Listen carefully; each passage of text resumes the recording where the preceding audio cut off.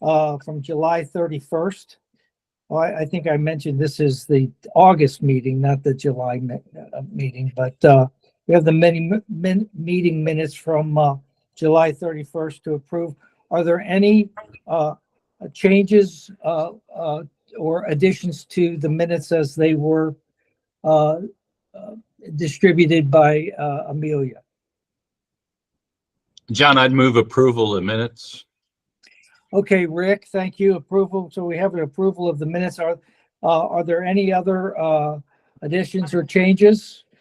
And all in favor of minute approval signify by saying aye. Aye. Aye. Anyone opposed? Okay, minutes are approved. The second item on the agenda is thankfully the appointment of a co-chair.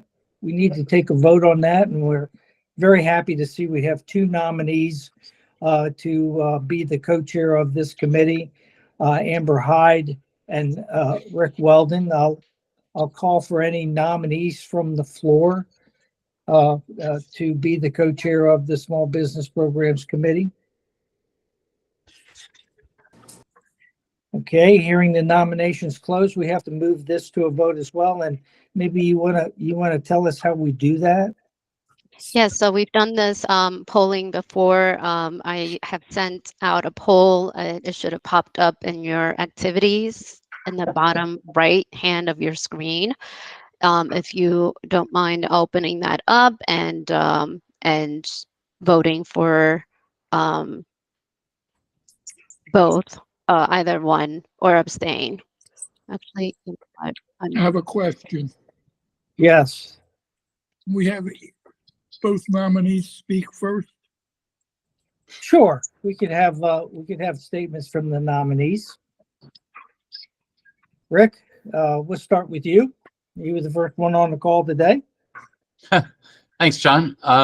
So everyone, if I haven't had the chance to meet you personally, I've had the pleasure to serve on the committee. I think, John, we were there at the very beginning, before there even was an SBPAC.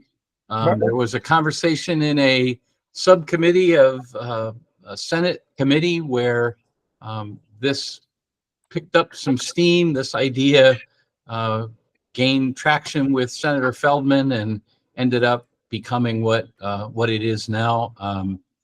In my past, I served 2 terms in the House of Delegates on the Health and Government Operations Committee. I'm one of the sponsors. In fact, I think I was the only Republican sponsor of Governor O'Malley's Working Families Health Care Act, a pretty significant expansion of access to health care in our state in the mid or early 2000s. I'm a believer that we ought to be doing everything in our power to make sure we connect as many people in this great state with affordable health care as possible. And now, as a Chamber CEO and this year President of the Maryland Association of Chamber of Commerce execs, I feel strongly that the Chamber network has an obligation to work beside the Health Benefits Exchange to figure out how we engage our business community, particularly our small business community, with health insurance. Yes. Thank you, Rick. Yes, it certainly goes back a ways, and we've talked on several occasions about the Chamber of Commerce across the state, various chambers of commerce, and wanting to get them active in the solicitation of small business into group health insurance. So I appreciate your nomination as co-chairman of this committee, and we served together as co-chairman of the preceding committee to this, which looked at the legislation. Thank you. Amber? Thank you. So I don't have anything prepared, and it's certainly hard to follow Rick Weldon. Of course, he's always awesome. I've been a broker for 24 years. I've always stayed involved in anything that I can volunteer in, whether it's any of the committees or the pilot programs or what have you, so that the broker side can have have a participating hand in creating these programs, giving our opinions, reporting back what we see on the implementing side. I certainly, volunteer as much as possible for those reasons. I was asked to, maybe be nominated or, put my name in for this. And absolutely, if it's Rick, if Rick is the better fit, Rick knows I certainly am always available to help in whatever way I can. So, I can certainly be there to assist. I'll still be a part of the groups and that type thing. But I just basically wanted to, put my name in, make sure that we do have, the broker side of the programs as well. So I'm all in either way. Thank you so much. So I'll hand that over. Okay, great, Amber. So we have the poll is out there. And if everyone would take just a moment to cast their vote, we will then proceed. I don't know how the vote is tabulated. I'm not actually very familiar with meeting software, but if everybody would just vote, that would be great.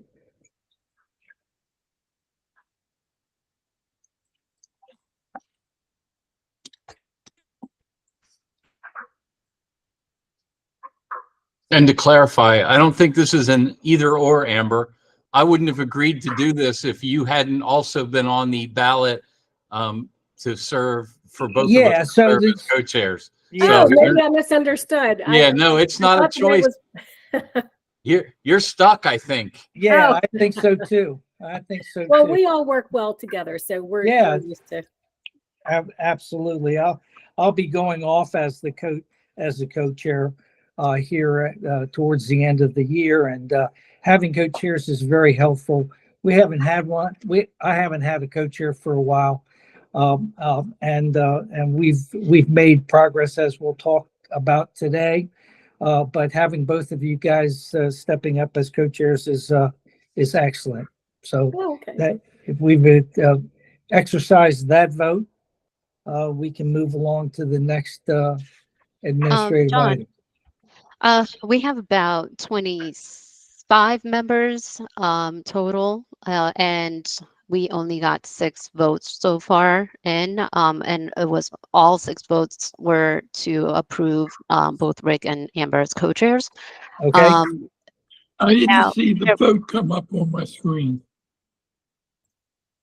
Okay, and what we can do is, because there are also folks who are not probably here today, what we could do is also we can submit these votes via email to me and John. You can copy John as well if you'd like. So we can proceed. I'll keep an eye out for any additional votes that come in. Yes, and Stephanie's correct. There is a triangle, square, and circle on the bottom right side of your screen. And when you click on that, you'll see polls. And when you click on polls, it will come up as to what we're asking you to vote for. Gotcha. And only members can vote. Gotcha. And like I said, we may also accept these via email if you're not seeing the poll. All right, I see some folks have left and come back in. Maybe they're trying to see if it works for them.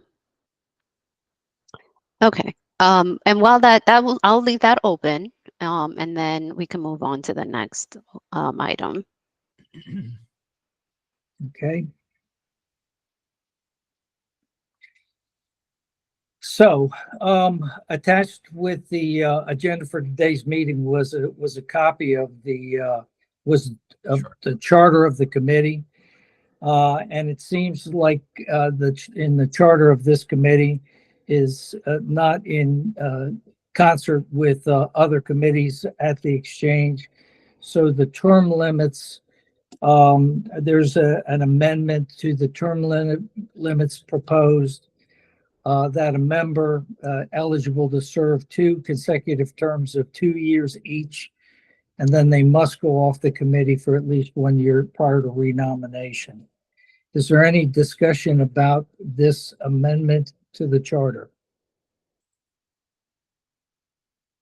Yeah, and I'd like to express that we had 1-term limits where a lot of folks, when we launched this in November 2022, a lot of you have joined at that time. And so those term limits are coming up. And just to also stay in line with our other committees at MHBE, we typically don't do 1-term limit. So we're increasing it to 2-term limits now. And so I'll launch that poll as well right now. Okay, And you'll find it in that same place, the triangle, square, and circle labeled activities and under polls. oh, here it is, okay. All righty.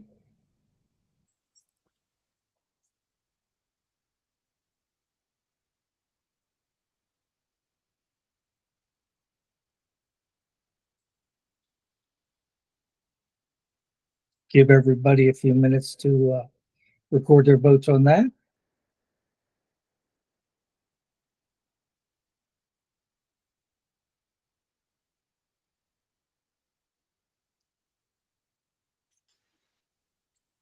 Okay, we have the same number of votes, about 8 votes now. That probably is the number of members that we have today on the call. And so we'll also open it up via email for the rest of the folks that weren't able to join us today. Okay. I think that concludes the administrative component of the meeting today. So we'll move on to the updates. Yes, thank you, John. We've reviewed this slide in our previous meetings and just made a small update to incorporate or include that we have selected NFP Health as our premium billing and aggregation vendor. They will be onboarded, and a kickoff is set for the first week of September. And we're excited to work with NFP, and they've established themselves in this space for quite some time. This is what they do really well, and the technology they provide will give us a more streamlined experience for small business employers by simplifying the process of enrolling employees in health coverage.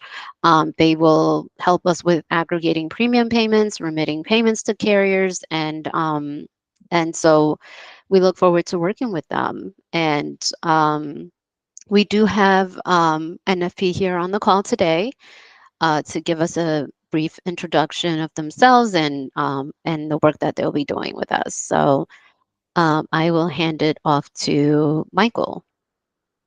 Maybe thank you very much. Good afternoon, everyone, and thank you for allowing us a few minutes to talk about who we are and what we do. I'm Michael McDonough. I'm the president of NFP Health, and we're really excited about the opportunity because we've been actually engaged with you folks since 2019 when the RFI first came out.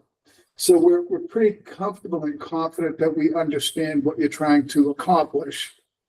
And we're pretty excited about being able to be a partner and help you accomplish everything that you need to accomplish.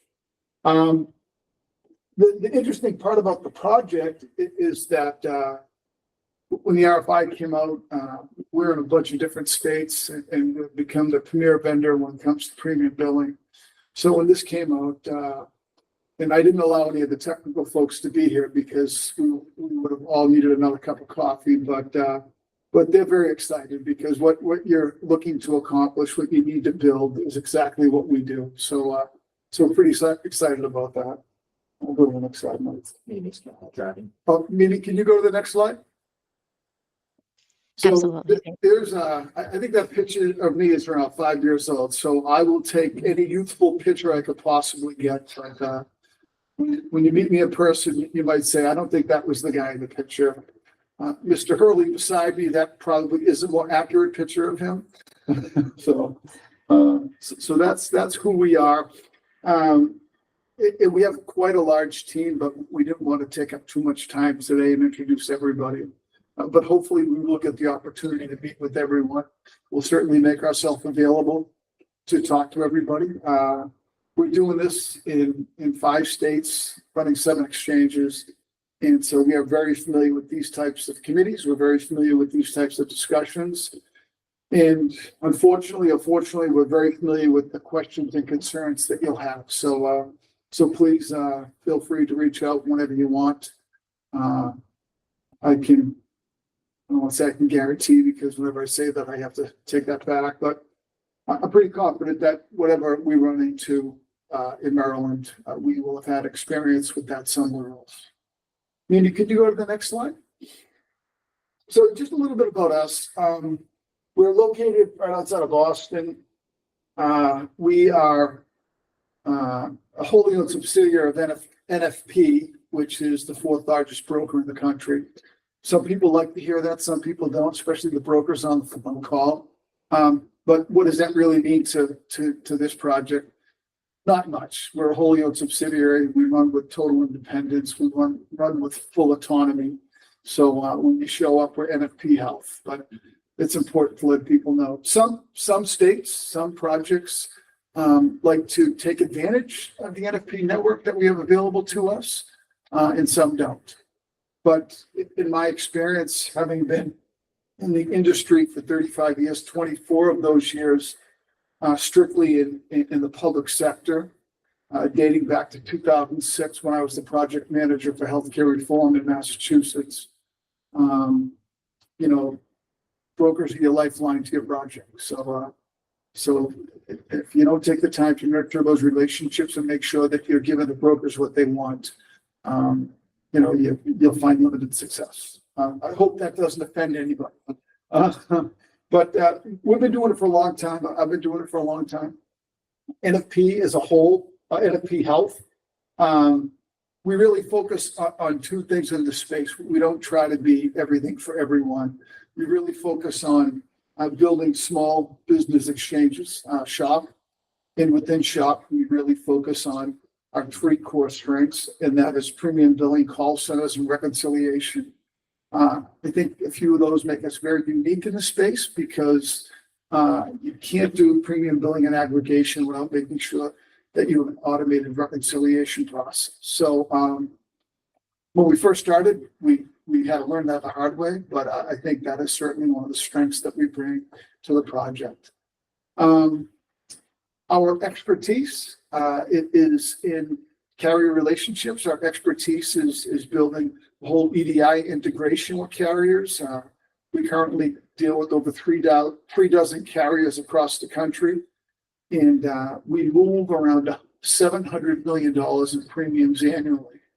And it's always interesting to me to see that number grow every year, because it doesn't allow me to sleep well when I see how much money I'm responsible for. But at the same time, it should give you a level of confidence that this is what we do, and we do it well. I think at this point, any questions about me, about the company, before I turn it over to Michael and let him introduce himself?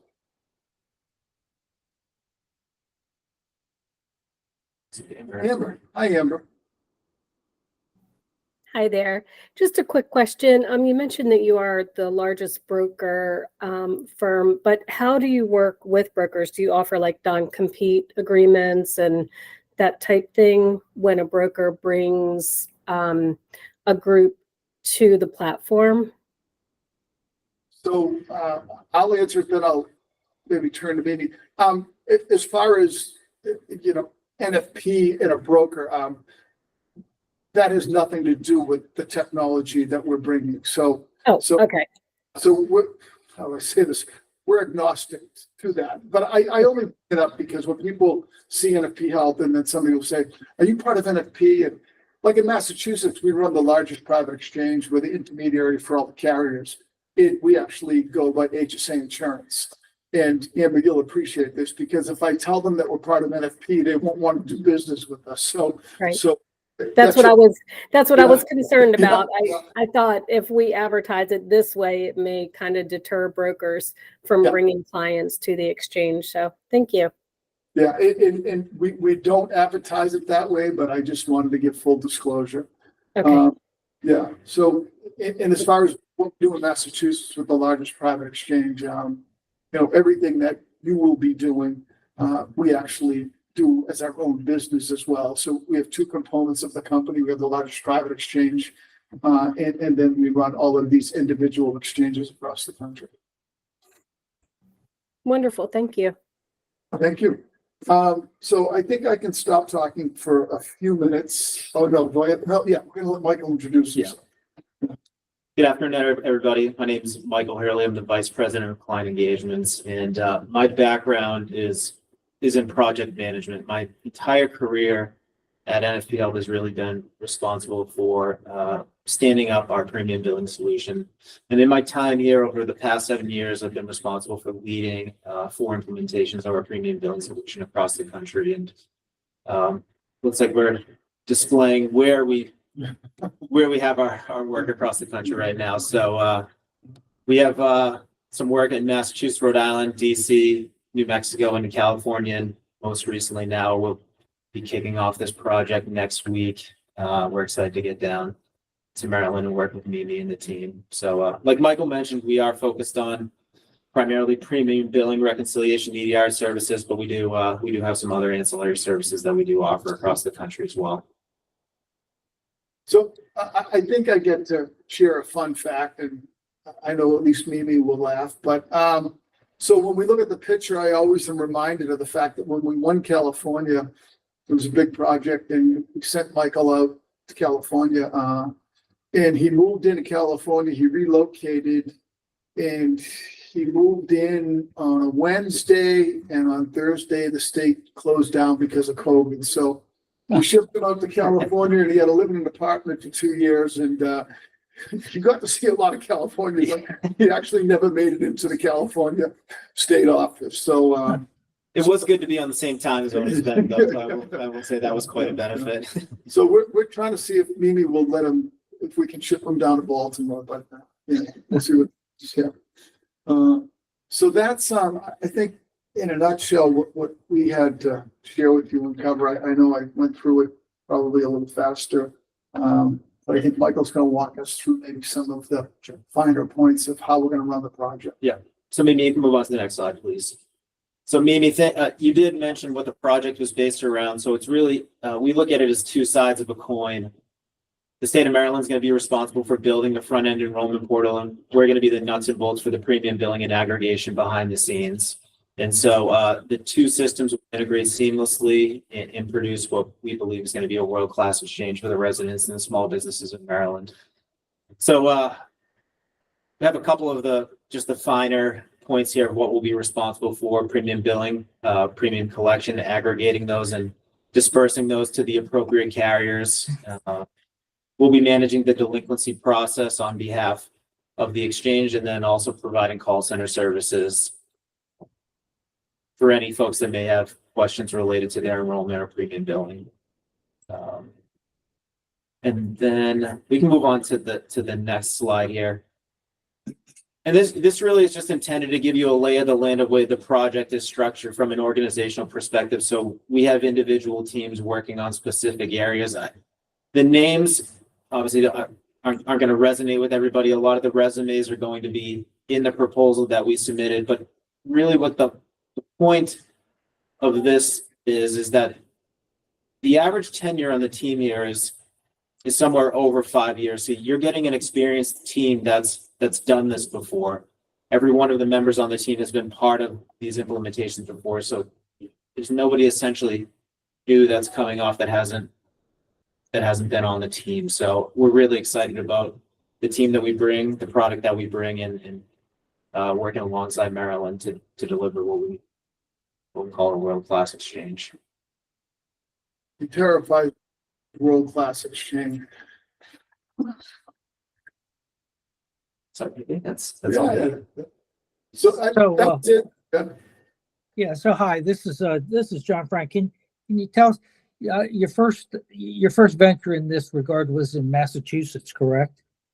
So my first venture was in Massachusetts. I worked for the Commonwealth for 10 years, and I was the project manager in 2006 for healthcare reform. My first large-scale independent individual exchange was in Rhode Island. So I actually ran the whole Rhode Island exchange project as well. And then I've worked on exchanges, certainly all the ones up here, and then I've worked on some other ones around the country at a few different firms other than that. Yeah. Yeah, can you give us any insight into the growth we might expect here in Maryland through using NFP? What was the experience in Massachusetts, for example, with regards to the shop implementation, and how does that match up with where Maryland stands today? So I think I'll answer some of it, and then I think maybe I'll defer it to Mimi on, because as far as the potential growth, I don't think that I'm an expert on your population, but I would say to you that what did we see in Massachusetts? What did we see in Rhode Island? Those exchanges were the first ones that were stood up, and those shop exchanges are still in place right now, and they are a significant part of the revenue that gets generated for the exchange. So for the exchanges that stand up shop and they turn around and they take advantage of it, and they don't have problems with it, right? Some of the exchanges that stood up shop early on, they struggled with them, and therefore it was a deterrent for the small business population. So the key for us will be making sure we stand this up, making sure it's successful, making sure that we're working very closely with the carriers to make this a seamless process, and then making sure that all the money goes to the right place. So that would be half the answer. As far as the potential growth, what have we learned in this industry? If you build it, they will come. But as far as the projections, I would have to defer to Mimi on that. Okay. Hey, John, sorry. Go Go ahead, ahead. Mimi. I'm sorry. I'm going to turn my mic off. I'm just thinking. That's okay. No, that's okay. I think we've discussed this and looked at Massachusetts platform in the past, and that's basically how we've projected our growth, even though we have different landscapes and different mandates. But as far as projections, if we see about 5 to 10,000 in the first 5 years, then our portal would be very, very successful. Massachusetts had about 13,000 enrollments since they implemented their portal and their shop portal in 2018, I believe. And we obviously they have the individual mandate. They have a lot going for themselves, but and we don't have that, and DC has that as well, and DC sees a lot more enrollments as well because they've dominated that market, right? But Maryland is a little bit different, and so we tend to project a little bit less enrollments than those two states, but we're as far as population and otherwise, we're very similar to those states. Okay. Amber? Sure. So that's kind of what my question would be as well. Like when we're talking about growth and, increasing the amount of companies that will actually come onto the platform, do you have anything in the way or any good ideas or any tools for marketing? I've that's kind of always been my initiative, that's been my incentive to be involved, is to see if there is, a new way to market. It's certainly not like when I joined the industry, and a lot of us joined the industry. I mean, we would just get on the phone and we would just call it blitz calling, blitz hours, and, just make call after call after call. And we can't do that these days because they're, so many people answer so many robocalls, they just don't want to hear it.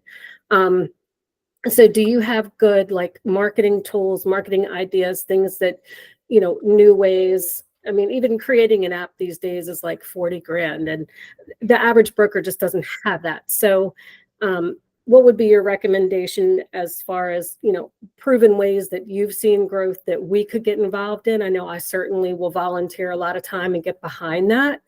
I love talking to people. I love being involved with people or being involved with, any sort of job fair, something like that. So what would be your recommendations? Yeah, so we have tremendous experience, some good, some bad, Amber, but I do appreciate the question. To answer it, what do we have? So we've learned from the past that it's all about communication. It's all about making sure that the small businesses understand how the application will work for them. So what have we done? One of the things that we'll suggest to Mimi and the team is we'll help set up a social media presence. So that's something that we'll do, because I think that's the big communication tool that we've learned is most effective.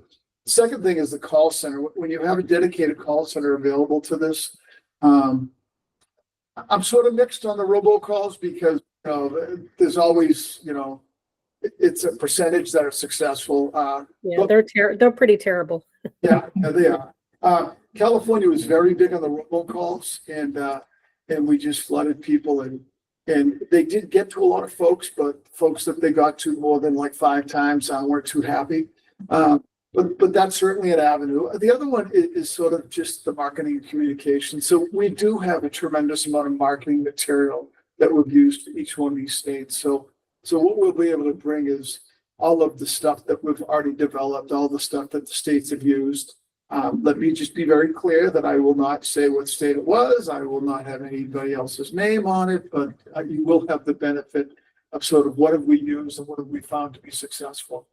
The biggest tool for us, I think, in my experience, and is making sure the application is easy to use.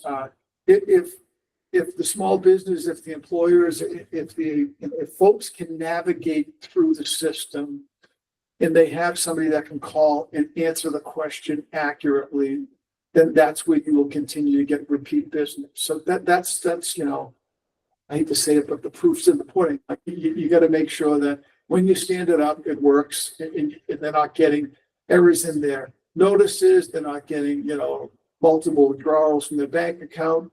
So a lot of that, it's the blocking and tackling that the system will do. And we're excited about being able to make sure that we do that as smoothly as possible. But as far as some of the tools are concerned, I'm pretty confident that when we come and we meet, we'll be able to share some of the ideas. And not only share the ideas, but we'll help you implement them. I think that's the key, right? How do you take that? How do you apply it? Did that answer your question? Great, thanks. Yes, thank you. Here we got Glenn with his hand up. Go ahead, Glenn. Hopefully y'all can hear me. I'm on the cell phone and I'm driving in an area where the cell may drop, but hopefully can you all hear me? Yeah, we got you, Glenn. Okay. So I got a couple of thoughts and questions, and one of which is along the same thing that Amber said. Marketing this out there, and obviously once somebody shows interest, they're going to need a broker to help them through the process. That distribution chain, is it going to work similar to the individual market with like the connect, get in touch with a broker within 30 seconds and text and contact those folks that are interested in having help from a broker?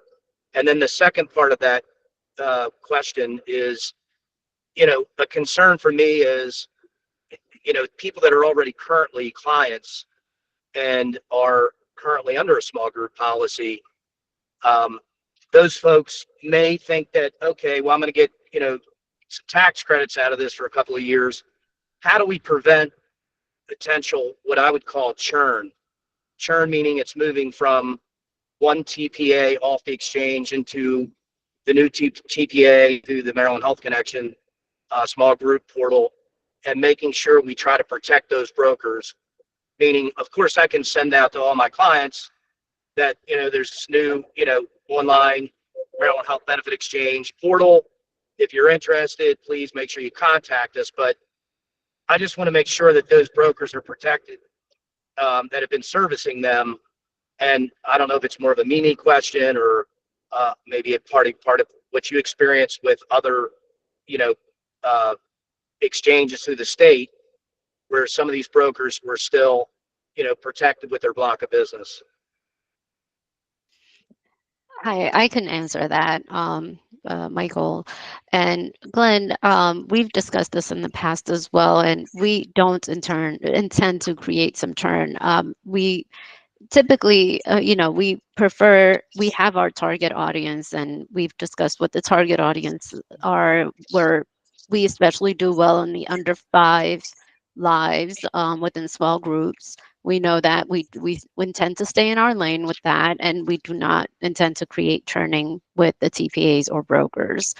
And then as far as the Broker Connect type of system, again, I do not think that NFP would be able to assist you with that, because they're on the back end of our premium that's handled by the front end of our portal. And so that would be, we do not have Broker Connect in small business right now. We do intend to have that as a future enhancement. But if you have a group that's interested in on the exchange and for the tax credit or employee choice, we highly recommend that you assist that employer get on the exchange. I think Michelle wants to add something to this. Go ahead, Michelle.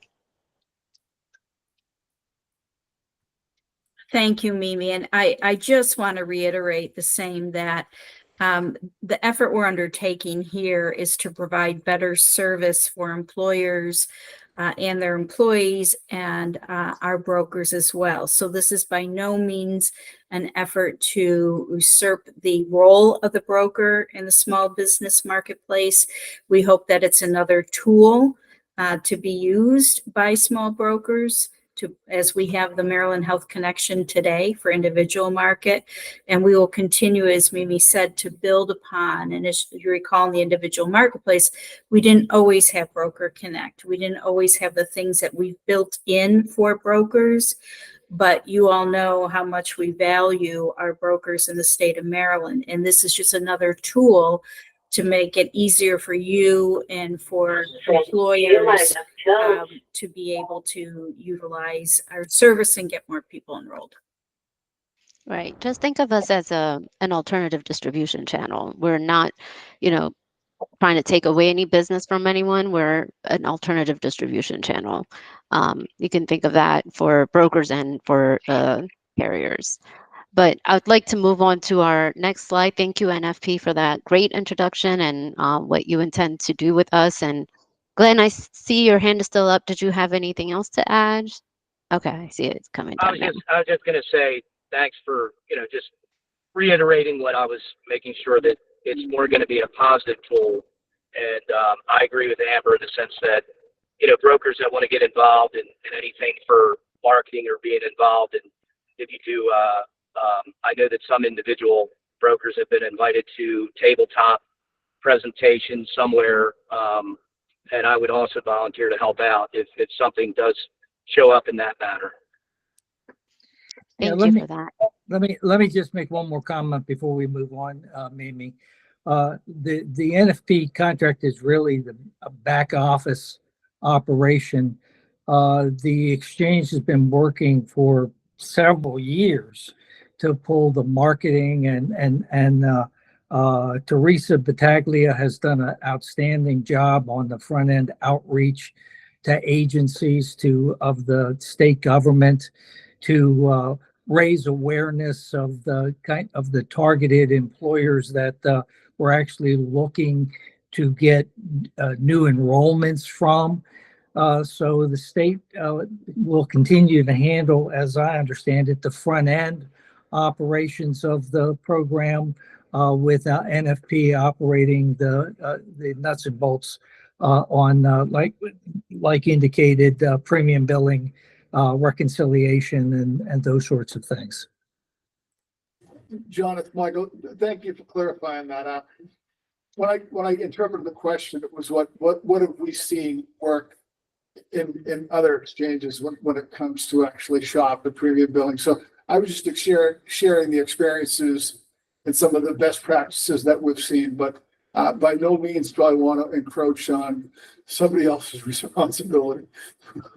Right. Moving on to this next slide.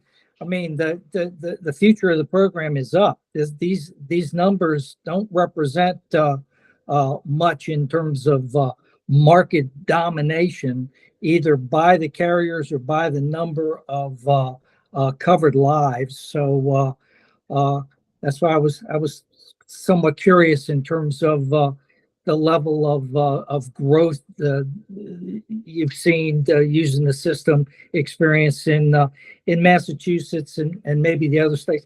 Not so much DC, because DC has eliminated pretty much all the other competitors from the small group market. But here in Maryland, we have a robust set of third-party administrators that have been working in the small group space for decades, developing programs that are diverse and responsive to small employers in the 2 to 50 market. So Mimi, if you want to kind of touch base on this slide, I requested that we take a look at this today because it really hasn't been a real growth area for the exchange. And they're allocating significant resources to making this work. So I'll throw that out there.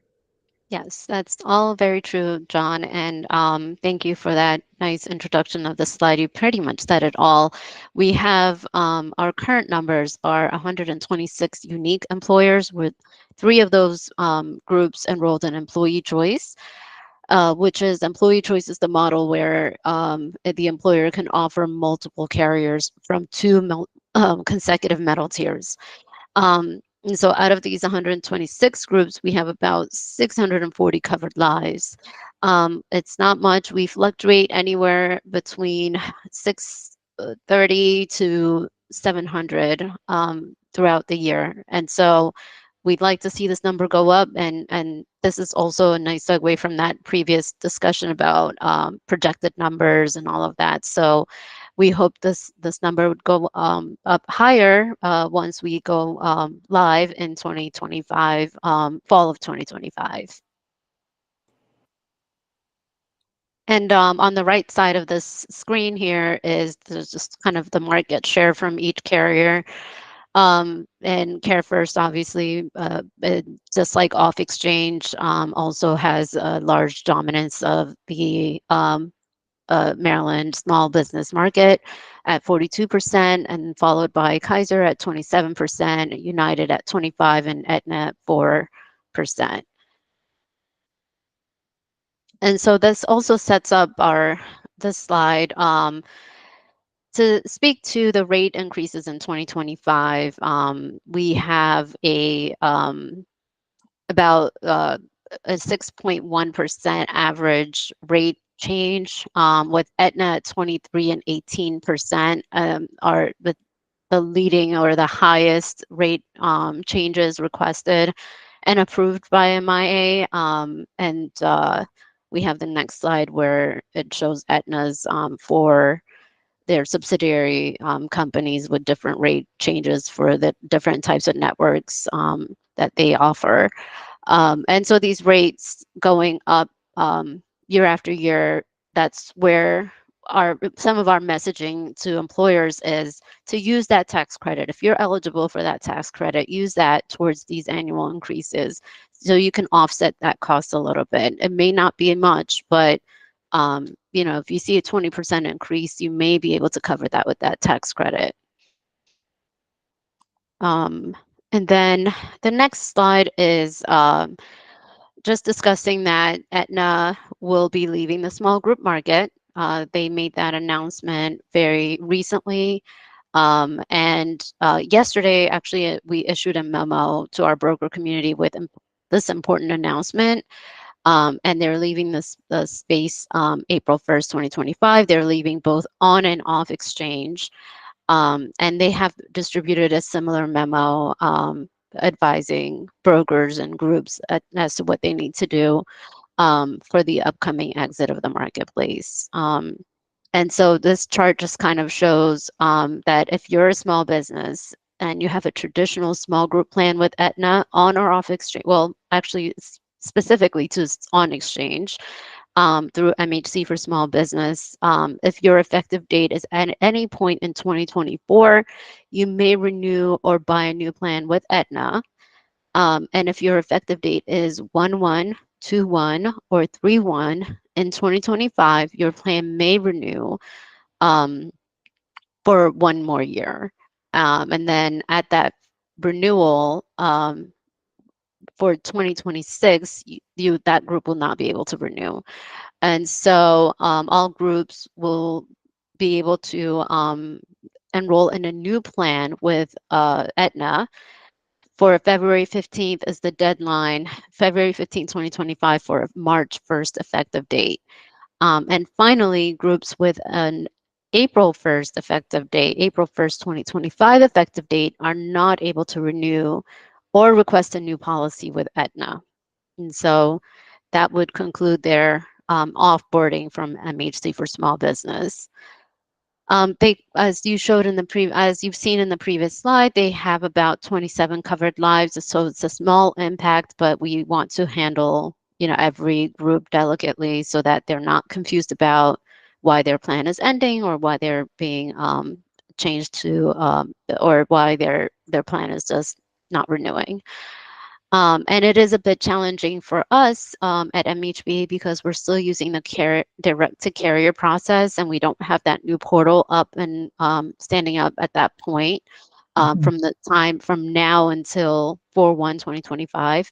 And so brokers will have to advise all of these Aetna groups at their renewal time what needs to happen. And so hopefully they received our communication and that they're digesting it and getting ready to strategize to help their groups. Right, I see there. So we're talking about 9 employers with 27 employees with renewals over a period of about 4 months. That wouldn't appear to be a large impact. I am concerned that Aetna is pulling out of the market again. They were in the market and then out of the market and in the market again. I wish we certainly had more plans, and I'm just wondering if any of those employers with employee choice are impacted by this, with employees that might have Aetna, but again, it's not a huge impact at this point. Probably more so on the off exchange market than the on exchange market, but I really don't have any feel for Aetna's penetration in small group off exchange through the TPA. So it doesn't appear to be a big impact. Correct. Sorry, I was talking on mute. Yes, that's correct. Go ahead, Glenn. Yeah, it's just disappointing that they pulled out. And I'd heard that obviously they had to create an EDI feed to the TPA for a pretty sizable amount, and were given 10 months to put it together. And from what I understand, that was part of the reason they pulled out of the market, was that extra expense. And from what I understand, they were about $8 million in the red in that book, but the actuaries actually had planned for it. And, just as an agent and broker, it was nice to have another carrier. So, it's just kind of a little bit disappointing that now we're down to 3 carriers in the market fully insured. We had this problem with Evergreen, back when they had to pull out. And, it's just one of those things, I guess, in the business, but obviously probably easier for integration with less carriers. But that's all. I just wanted to make a point, and it's just sad to see that happen when we're trying to have more choices, like John had said. So anyway, just a comment. Yeah, thanks, Glenn. And it's good to hear that, or at least know the background of that information. So thank you. But let's move on to our enrollment portal updates. We did provide this slide to the carriers earlier this month when we had our monthly roundtable meeting with them. And we're still on track with this timeline. There's nothing really that much that's new with this timeline, but we did add a few more a little bit more time to each of the billing vendors or NFP's tasks, such as the requirements, the design, development, testing, and deployment. We just decided to add a few more weeks to those timelines. So we're still ready to go live by September 2025. And so this was just a slightly updated timeline from that. We did provide this slide as well to our carriers just to show them that how a new group onboarding would work using different tracks such as ultra fast, fast, and long tracks. So the concept is basically if a group wants the first of the month, so it wouldn't be September 1st. Let's say from today, let's say a group comes in today and submits their paperwork, their registration, or made their binder payment, went through open enrollment and all of that, they can get a October 1st effective date. And so that would be an ultra fast track. As long as they submit everything before the 13th of the month, they can get the first of the month effective date. They can go down to the fast track where they can take their time submitting their registration and going through open enrollment. And then we'll get a November 1st effective date. They can come in 2 months in advance to MHC for small business for a December 1st effective date. And they could start that process as early as September.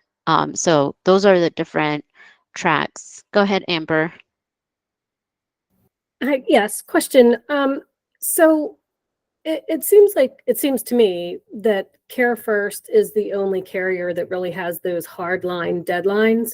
United Healthcare will take a group even past the effective date. Kaiser will take a group past the effective date. And sometimes these clients do find themselves in that situation, and they understand that they're going to get cards late. They understand that, there's going to be some delay in the billing. In the second month, they'll have to pay, a double bill.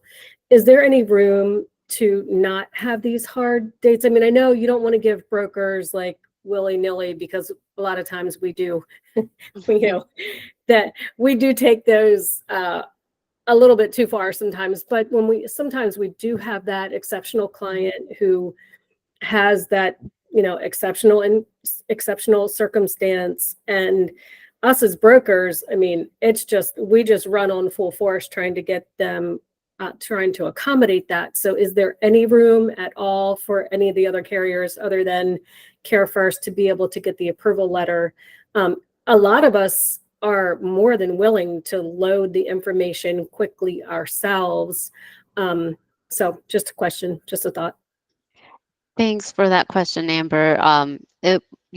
We've discussed this with the carriers multiple times, and we've asked for a more flexible deadline, but they need that 18-day administration timeline to implement the group or install the group, issue ID cards, and all, the whole nine. And I believe it's easier for them to do that when it's a direct method or the paper method, the manual method. But our system generates that group XML file immediately after the group registers, and we send that to the carrier. So what comes in, depending on when it comes in, it's getting sent directly to the carrier. And so we need to establish a deadline in order to, streamline that process. And so a group coming in on the 28th of August, we just won't be able to send everything in time to the carrier and for them to install the group and issue ID cards before the 1st of September. And so we had to work around this and establish a strict deadline. And that deadline is that in our system is, that's the piece about technology, is that once you set it a certain way, it's coded and it's done, and it will take a lot of work to reverse that. And so unfortunately that is a hard deadline of the 13th of the month. Okay. There's no regulation against if we do take a group direct to get that initial need resolved, and then them to come on to the platform, say the following month, correct? They can already be established with the carrier, or no? They can be established with the carrier. Okay. it would be actually, that's a good discussion topic to have with the carriers, but if the group is already installed with the carrier and they come in through us, and if they're eligible for that tax credit, they would have to be implemented through us. So yes, that Right. would be, but it wouldn't change that deadline. The deadline is as Right. it is, right? Right. And I think that you and I had that discussion before too, about trying to talk to companies that are already established about going into the exchange, established on the direct basis or through another TPA to come onto the exchange and get the tax credit. Because I think a lot of companies aren't even aware of the tax credit. So I guess that would be the same scenario. We can do that, correct? Correct, but let me have this discussion with the carriers and come and circle Sure. back around on that. But I Awesome. would think I don't see a problem with that.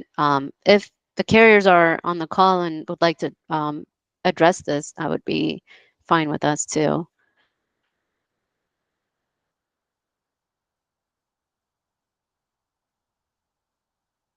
All right. Okay. So we'll circle back on that, Amber. But that's a good question.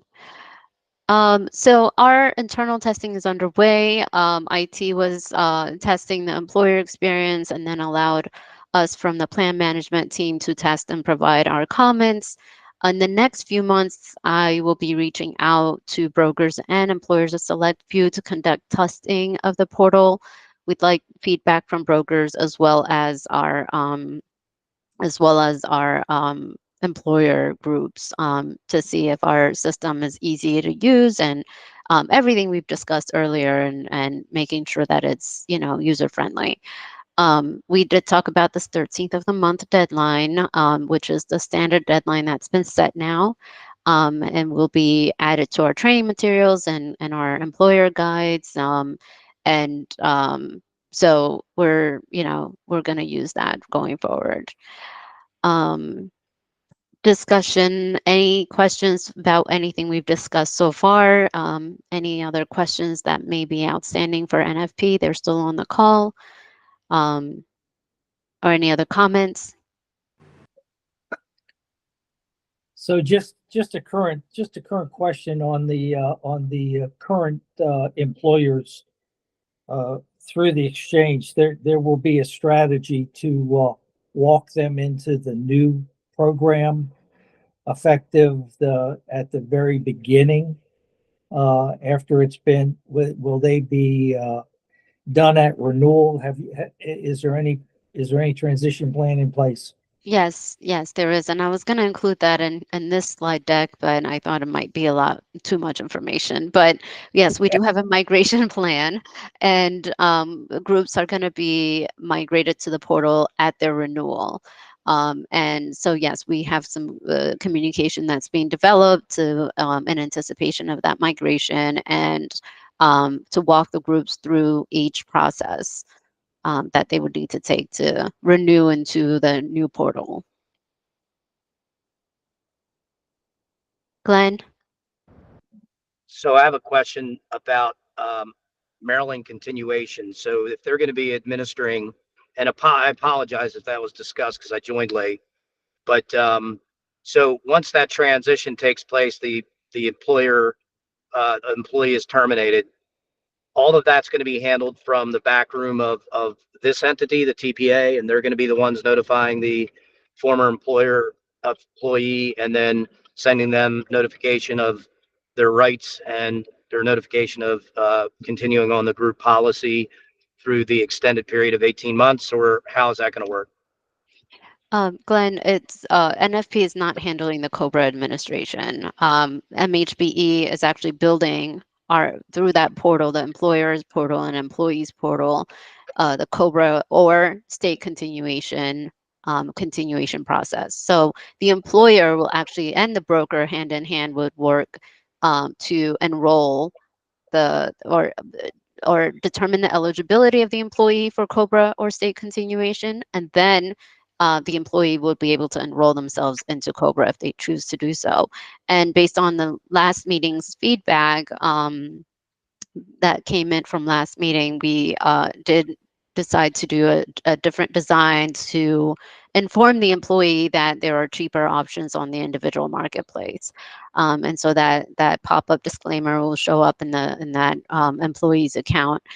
But if they choose to continue their plan through the MHC for Small Business portal, they can do so through Cobra. But that's strictly handled by the employer broker and utilizing the MHBE or MHC for Small Business portal. So I thought they were handling the billing administration. That's for the They groups. Is that will. They so? will. Yeah. But they won't handle if that person elects to They will. continue. Correct. So So they'll do the billing. Okay, got it. They're they just will. not going to They do will handle. the notification. Correct. So it's sorry, Okay, I all wasn't right. clear about that. Yes, they will handle the billing directly to the Cobra participant. And how will the agent know that that billing administration is being handled if they do elect that? Is that's going to show up somehow on the portal? How will who know that? Sorry. How will the broker know? Like if somebody does elect that coverage, right? You want to track that, make sure that Mhm. they're enrolled up to their 18 months. That tracking, it's going to show up on the portal. Or Correct. is Yes. okay. The broker will have access to the employer's account and employees account and former employees within that employer's account. They will show up under Cobra eligible or Cobra enrolled. There are two different sections that we've added under the employer's account. Okay. All right. Thank you for answering that question. I appreciate it. You're welcome. Any other questions? Any other topics for discussion today? And I wanted to clarify, John, that folks seem to think that you're leaving our committee. He's not leaving the Yeah. committee. He's just stepping down as the co-chair. Yeah, He will be here, so don't worry. John is still a part of this group. yeah. I think we just voted on longer terms, actually. Exactly. So it looks like the votes that came in are still about the same number. We have about 7 votes for the charter amendment, and then we have about 8 votes for the co-chair vote. So also September's meeting is canceled. I will be out of the country. So when we come back, we will, verify who all of the voting and everything, and then start back up in October. And I hope that's all right with everyone. And so we can go into public comments. Excuse me, I did not mean to stop sharing my screen.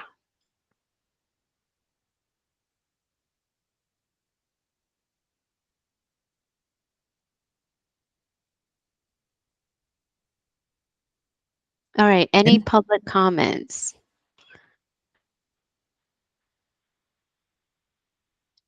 Okay, Mimi, I think that wraps us up for today. Appreciate everybody attending and appreciate NFP for being on the call today and look forward to